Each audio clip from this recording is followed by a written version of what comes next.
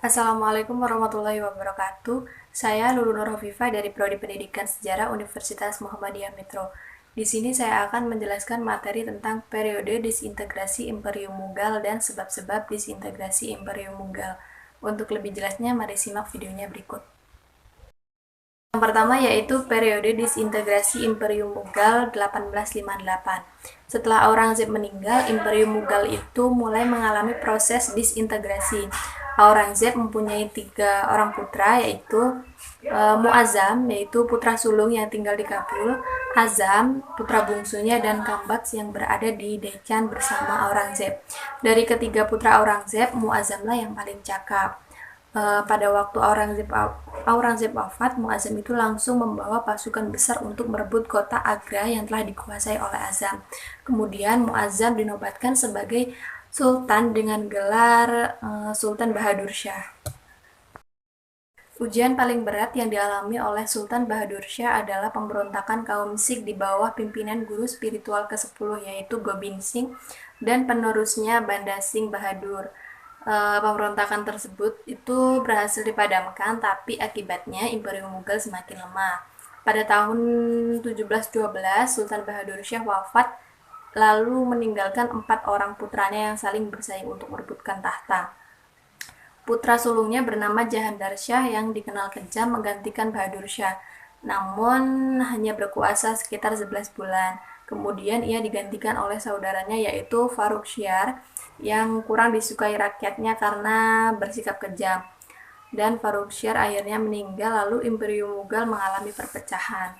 Momentum perpecahan ini berlangsung sejak 1722 di mana beberapa gubernur Mughal melepaskan diri dari kekuasaan pemerintahan pusat Delhi. Sebagai misalnya, yang pertama Azaf Khan mendirikan kerajaan di Hyderabad atau Deccan.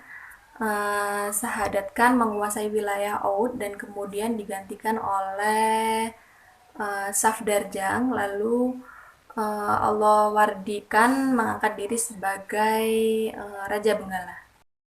Lalu yang kedua yaitu sebab-sebab disintegrasi Imperium Mughal. Disintegrasi Imperium Mughal ini terjadi setelah wafatnya Sultan Aurangzeb. Tapi gejala dan prosesnya sudah dimulai sejak masa pemerintahan Aurangzeb. Sebab disintegrasi Imperium Mughal ini karena demoralisasi, yaitu gaya hidup yang materialistik dan hedonistik. Dan juga disebabkan oleh beberapa faktor yang berikut. Yang pertama yaitu bidang politik, karena kebijakan politik Aurangzeb dalam beberapa hal dipandang represif bagi komunitas Hindu dan Sikh. Lalu tidak adanya figur yang kuat setelah Aurangzeb. Lalu keamanan negara yang labil karena banyaknya pemberontakan atau perlawanan. Dan yang terakhir yaitu timbulnya perang saudara yang berkelanjutan dalam setiap pergantian tahta atau perang suksesi. Yang kedua ada bidang ekonomi. Yang pertama itu hancurnya sistem perekonomian negara, terutama dalam hal pemasukan keuangan, baik pajak ataupun perdagangan yang terus-menerus merosot. Lalu banyaknya biaya atau ongkos yang harus dikeluarkan untuk membiayai peperangan, menumpas pemberontakan atau perlawanan dari orang-orang Hindu, Sikh, dan Muslim sendiri. Dan yang terakhir ada bidang agama. Yang pertama itu sejak masa Aurangzeb diterapkan politik Islamisasi. Dengan adanya politik ini, sikap toleransi dan eklektik berkurang, khususnya terhadap komunitas Hindu dan Sikh, sehingga kedua komunitas tersebut merasa terancam dan tidak tenang. Lalu adanya tindakan religius present succession atau penganiayaan karena faktor agama dari Sultan Aurangzeb. Misalnya hukuman mati terhadap guru spiritual Sikh yang ke-9 membuat Aurangzeb memiliki uh, apa ya di mata di mata orang Sikh itu menjadi jelek. Lalu kebijakan penghancuran kuil-kuil agama Hindu pada masa Aurangzeb.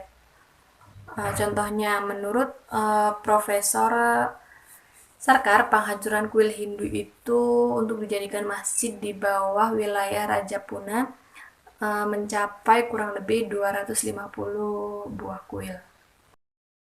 Mungkin itu saja video dari saya. Kurang lebihnya saya mohon maaf. Saya akhiri. Wassalamualaikum warahmatullahi wabarakatuh.